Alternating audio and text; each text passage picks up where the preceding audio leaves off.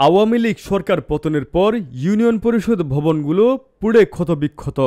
জন্মসনদ, চারিত্রিক সনদ সহ বিভিন্ন কর্মকাণ্ডে ইউনিয়ন পরিষদের ভবনগুলো গুরুত্ব অপরিসীম। তবে ক্ষতিগ্রস্ত ভবনে কাজ করার অবস্থা না থাকায় দীর্ঘদিন সেবা পান না স্থানীয় জনগণ।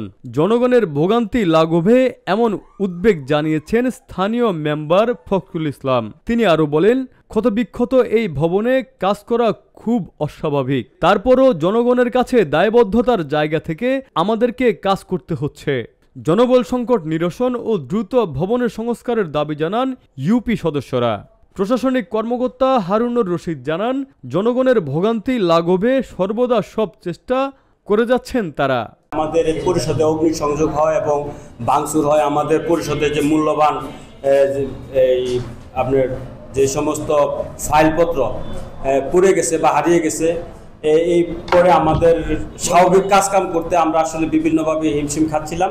তারপরেও আমরা আমাদের সকল মেম্বাররা, আমাদের যিনি চেয়ারম্যানের দায়িত্বে আছেন তিনি সহ আমাদের সচিব আছেন, সকলকে নিয়ে আমরা ঐক্যবদ্ধভাবে জনগণের সেবা দেওয়ার জন্য চেষ্টা করতেছি এবং কাজ করে যাচ্ছি।